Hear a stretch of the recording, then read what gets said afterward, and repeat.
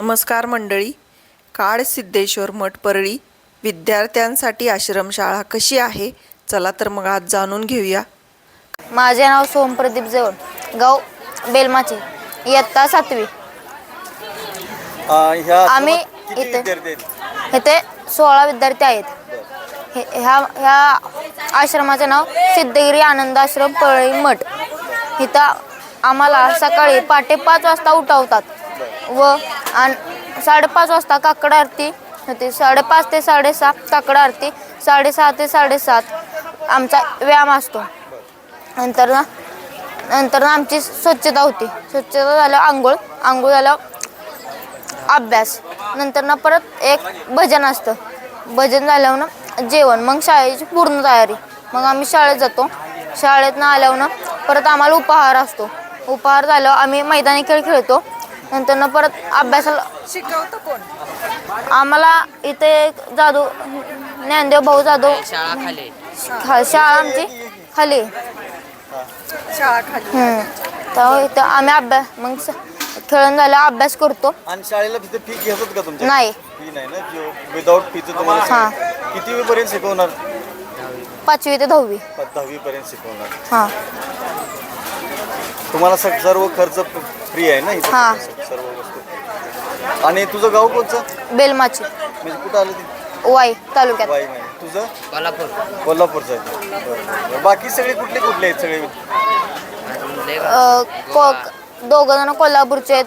एक जण पणजी गोव्याचा आहे, एक पालीचा आहे, एक इथला हे ना ठोसेघर, एक तिथला इकडचा केळवली, पळसवडे, एक मुंबई. आज वर्धापन दिन असल्यामुळे सगळं बऱ्याच ठिकाणाहून मुलं येतात. हां. आज वर्धापन दिन असल्यामुळे हे सगळे इथं माणसं आहेत ना, सगळे एवढे सगळे. हां. मग तुम्हाला काय काय म्हणजे श्लोक कुठला एखादा म्हणशील का? हां. म्हणा. इकडे बघा. तो गेला. काय म्हणले का? सदा चक्रवासी मर्तंद सावडी गाळी तो संकटी स्वामी तैसा हरी भक्तीचा गा बघा जय निशानी नुपेक्षिकदा रामदासाभिमानी जय जय रघुवीर समर्थ. छान माहिती दिली. आणि इथं बरं वाटतं ना तुम्हाला सगळं? हां. ठीक आहे, थँक्यू. तुला म्हणजे घरची आठवण येत नाही? नाही येत. छान वाटतंय शिकायला इथं. मस्त. आणि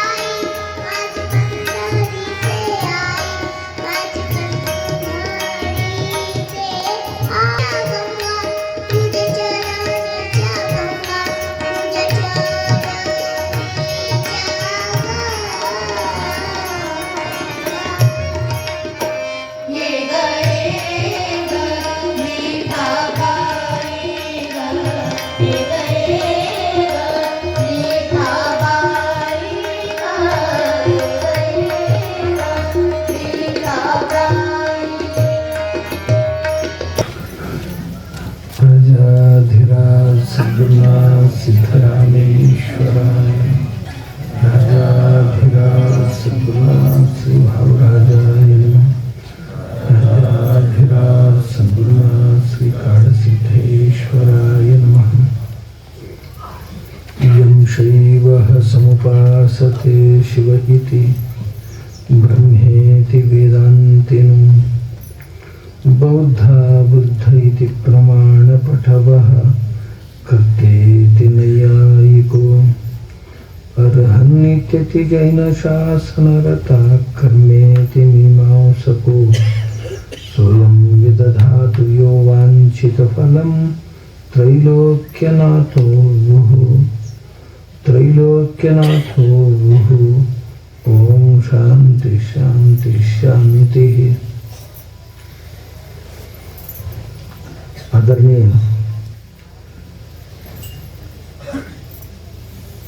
गडावरचे पीठाधिकारी आणि सेवा धुरंधर योगेश बुवांना वंदन करतो आणि बाकी सर्वांनाही वंदन. समर्थांच्या दासबोध निरूपणातील जो अंतिम समास आहे, विमल ब्रह्म निरूपण, मनुष्य जन्माचा प्रवासाचा जो अंतिम लक्ष्य आहे, कुठे जायचं प्रवास करत करत करत आणि कुठे थांबायचं आहे, त्याला आपण लक्ष्य म्हणतो. प्रपंचात खूप साऱ्या गोष्टी डोळ्यासमोर आहेत. काही साधन आहेत त्यात आणि काही वाटेतली विश्रांतीची ठिकाण आहेत. कुठे थांबावं, चालत कसं राहावं. माणूस जन्माला येतो, येणं असं काही निश्चित नव्हतं. आकस्मिक दृष्ट्या आला, पण जे प्रवास जो आहे आयुष्याचा, कोणत्या दिशेने करायचं आहे ते दिशा आपणच ठरवायचं. डोळ्यासमोर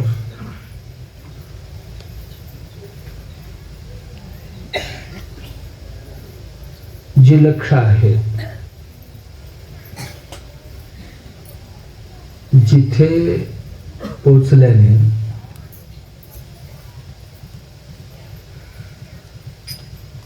जिथे जाऊन राहिल्याने परत यावं लागणार नाही अशा ठिकाणी जायचं. तद्धाम परमं मम, तोच माझा श्रेष्ठ धाम आहे की जिथे गेल्यानंतर परत यावं लागत नाही, म्हणजे पुन्हा जन्म धारण करावं लागत नाही. जिथे गेल्याने पुन्हा पुन्हा यावं लागतं ते आपली परमधाम नाही आहे किंवा आपलं परमलक्ष्य नाही आहे. की एक ऐहिक आणि एक आमुष्मिक, या दोन लक्ष्य आमच्या समोर आहेत. ऐहिकामध्ये याच लोकातले वेगवेगळे विषय आहेत. त्या विषय सर्व ही काही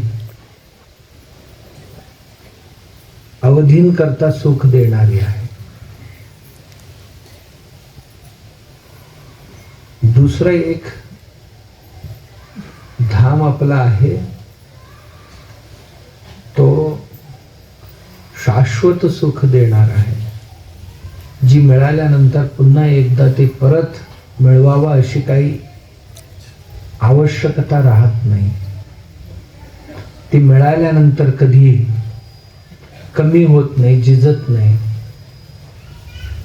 असंही एक सुख असतो या संसारात. एक सुख वरवर आहे आणि एक सुख आतमध्ये आहे. विषयांमधलं संसारातलं सुख वरवर पाहण्यात आहे, ऐकण्यात आहे, चाखण्यात आहे, स्पर्श करण्यात आहे,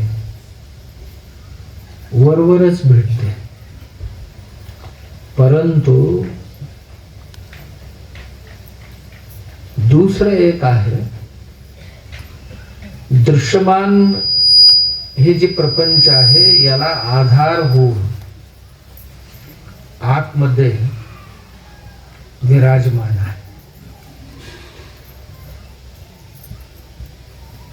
यत् श्रोत्रेण न शृणोति येन श्रोत्रमिदं श्रुतं तत्येव ब्रह्म त्वं विद्धि नेदं यत्तिदमुपासते. कान ज्याला ऐकतात, कानाला जे जे ऐकू येते आणि बरंही वाटते, ज्या गोष्टी बरे वाटतात त्याच गोष्टी ऐकायला कान आसुसलेले असतात. कानाने काय ऐकतो आपण? जे जे बरे वाटतात मनाला. कोणाला गाणं बरं वाटते, कोणाला अभंग बरे वाटतात, कोणाला भाषण बरं वाटतो, कोणाला आपल्या बाळाचा बोबडे बोल बरं वाटते, आणि कोणाला थोरा मोठ्यांची हितवचन बरे वाटतात, आणि कोणाला इतकी सवय झालेली असते की 4 शिव्या ऐकल्याशिवाय बरं वाटत नाही, असंही सवय झालेली असते. पण ह्या सगळ्या गोष्टी वरवरच्या आहेत. जे ऐकतो, हे ऐकलेले कुठलीही गोष्ट जे सुख देतात ते शाश्वत नाही आहे. कोणाला खायला काय काय बरे वाटतात, कोणाला गहू बरं वाटते, कोणाला ज्वारी बरं वाटते, कोणाला बाजरी बरं वाटते, कोणाला तांदूळ बरं वाटते, कोणाला नाचणी बरं वाटते. त्याच्यापासून बनलेले पदार्थ बरे वाटतात. कोणाला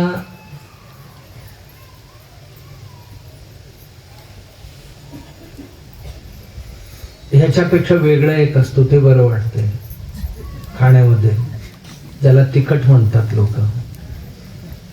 तिखट म्हणजे मिरची नव्हे, तिखट बरं वाटते लोकांना. आणि कोणाला ताक बरं वाटते, दूध बरं वाटते, चहा बरं वाटते प्यायला. कारण जिभेची ही सर्व ही विषय आहे. आणि कोणाला ज्यूस बरं वाटते वेगवेगळ्या फळांची, कोणाला पेय वस्तू जे असतात, आता ज्याला सॉफ्ट ड्रिंक्स म्हणतो आपण, कोको कोला पेप्सी अशी काय काय तरी म्हणतो, माझा तुझा बरीचशी काय काय आहेत आजार, ते बरे वाटतात लोकांना. आणि काही लोकांना ह्याच्यापेक्षाही थोडासा हॉट ड्रिंक्स बरे वाटतात. म्हणजे हॉट ड्रिंक्स मध्येही पुन्हा सॉफ्ट असतात म्हणजे, ज्याला बीर म्हणतात, ती जरा सॉफ्ट असते असं म्हणतात. म्हणजे जी पिताना तोंड वाकडे करून पितात त्याला हॉट म्हणतात, आणि वाकडे न करता पितात त्याला थोडासा सॉफ्ट म्हणतात. आणि एवढं नाक मोडून पितात ह्याच्यात तेही बरं वाटतं त्यांना. का? हे चांगलं आहे असं ते मनाने ठरवलेले असतात. कल्टिवेशन करणं म्हणतात त्याला. आधी कल्टिवेशन केलेले असतात मनाला, हे चांगलं आहे, हे चांगलं आहे. आणि ती पिण्याने सुद्धा लोकांना बरं वाटतं. काहींना गांजा पिण्याने बरं वाटते, काहींना चरस पिण्याने बरं वाटते. असं या सर्व जे काय बरं वाटते ना, ही बरं जास्त वेळ नाही टिकत. खाल्लेले अन्न आणि प्यायलेली पेय जे आहे ते अधिक वेळ सुख नाही देणारी आहे. कोणाची कालावधी पहा 2 तासाची असते. म्हणजे यांची जी गॅरंटी वॉरंटी म्हणतो ना, गॅरंटी वॉरंटी कोणाची 2 तास आहे, कोणाची 4 तास आहे, कोणाचा 8 तासांनी पुन्हा भूक लागतो किंवा प्यावंस वाटते, कोणाचा 1 दिवसाचा असतो. आज संध्याकाळी घेतलं तर उद्या संध्याकाळी घेतो. असं नाही की एकदा प्यायला आणि आयुष्यात आता पुन्हा काही पिण्याची आवश्यकता नाही, असं नाही ना. हे जे काय पितो बरं वाटते म्हणून, जे काय खातो बरं वाटते म्हणून, हे सगळ्यांनाही निश्चित कालावधी आहे. कालावधीनंतर पुन्हा घ्यावं असं वाटतं, पुन्हा खावं असं वाटतं. याचा अर्थ हे तात्पुरतिक आहे. पण दुसरं एक आहे, ब्रह्मरस घेई काढा तेणे निवारील पीडा, की आध्यात्मिक आदिदैविक आदिभविक तिन्ही पीडा ज्याच्या घेण्याने निघून जात त्याला ब्रह्मरस असं म्हणतात. ती नेहमी एरवी मिळत नाही आणि एकदा प्यायल्यानंतर पुन्हा पुन्हा त्याला पिण्याची गरज नाही. असं नाही की आज घेतली आणि उद्या परत घ्यायला पाहिजे, असं नाही. एकदाच ते घेतली बस, लाईफ लॉंग. शरीर असेपर्यंत पुन्हा पिण्याची गरज नाही. अशी ही दोन आमच्या समोर पर्याय आहेत. एक तात्पुरतिक आहे आणि एक शाश्वत आहे. तात्पुरतिक आहे याला ऐहिक सुख म्हणतात आणि आमुष्मिक किंवा श्रेष्ठ सुख जे आहे ते विमल ब्रह्माच्या प्राप्ती. विमल म्हणजे मलरहित. मलरहित, मल म्हणजे मलनाम पाप का. मल म्हणजे पापाला मल असं म्हणतात. पाप म्हणजे पापाय परपीडनम, परोपकाराय पुण्याय पापाय परपीडनम. वेदव्यास महर्षीने वेदांवर भाष्य केले, ब्रह्मसूत्रही लिहिले, भगवद्गीताही लिहिले, महाभारतही लिहिले आणि हरिवंश पुराणही लिहिले आणि त्या व्यतिरिक्त अन्य पुराणांची रचना केली. किंवा तुम्हाला या सर्वही ऐकायला वेळ भेटेल नाही भेटेल, कारण आपण जिथे बसलेले आहोत वेदव्यासाने लिहिलेले किती ग्रंथ वाचले, एवढी वेळ आपल्याला भेटतच नाही. बऱ्याच लोकांचे म्हणणं कुठे मरायला वेळ नाही आणि कधी वाचू असं म्हणतो आपण, होय ना. पण मरायला सुद्धा एक दिवशी सौड काढावाच लागते. मृत्यूलाही आत शिरण्याकरता थोडासा सांधा भेटावाच लागतो. श्लोकार्धेन प्रवक्ष्यामि यदुक्तम ग्रंथकोटिभिः.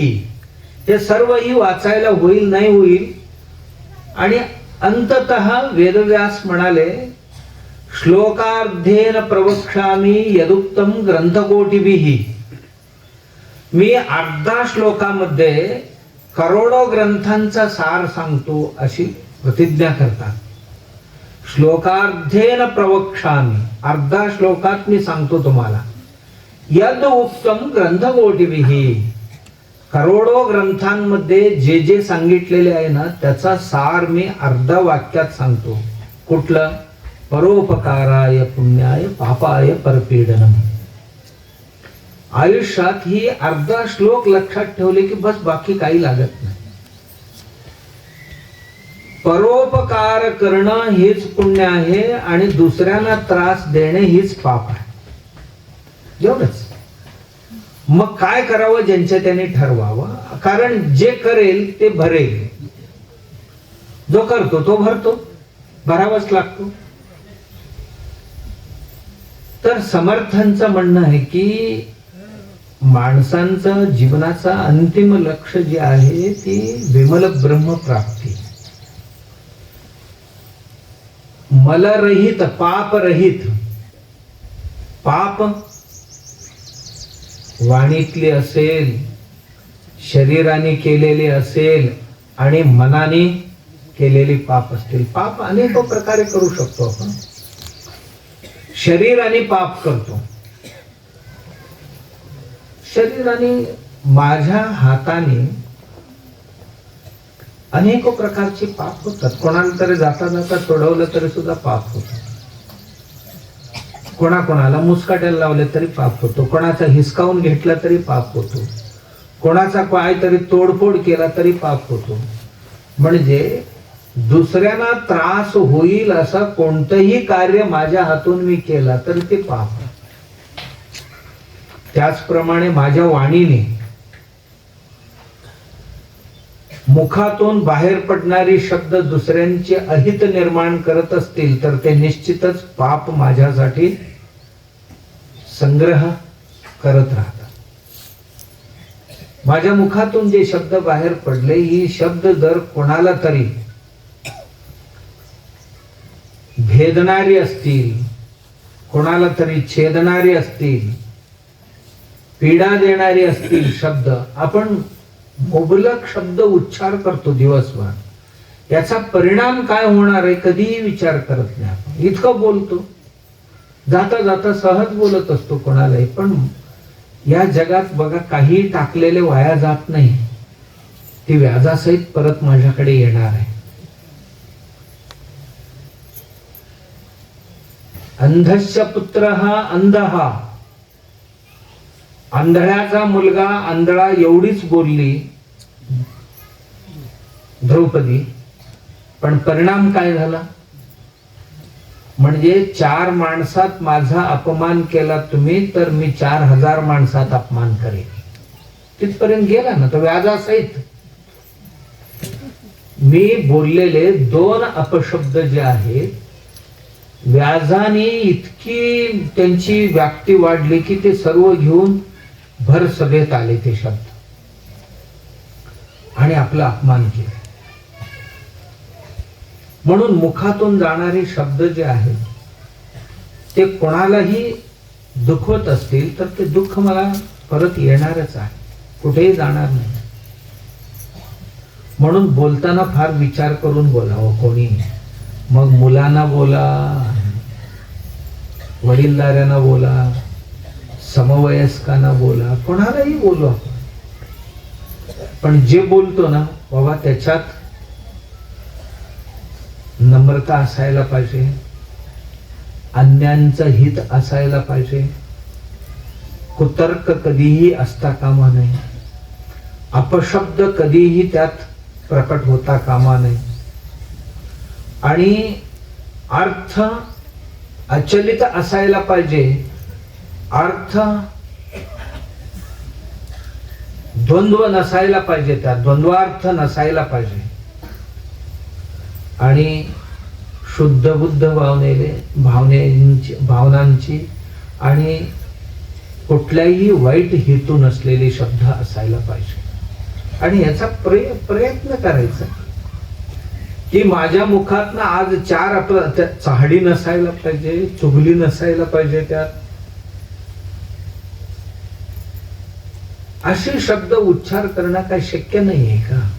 आणि असं नाही बोललं तर काय जीवन तर काही लोकांना बघा देवाने वाणीच काढून घेतलेली आहे का, ते जगत नाहीये?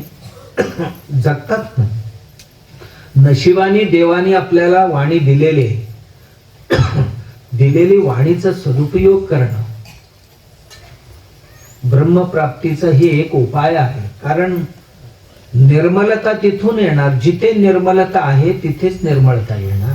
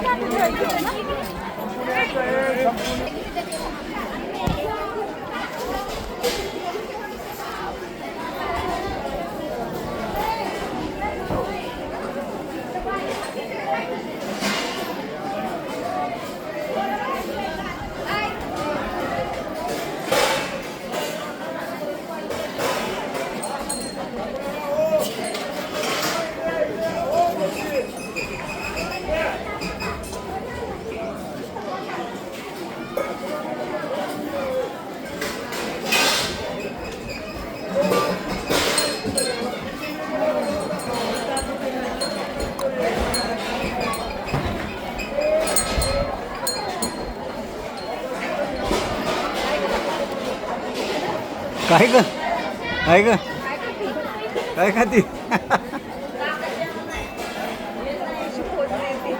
काय ग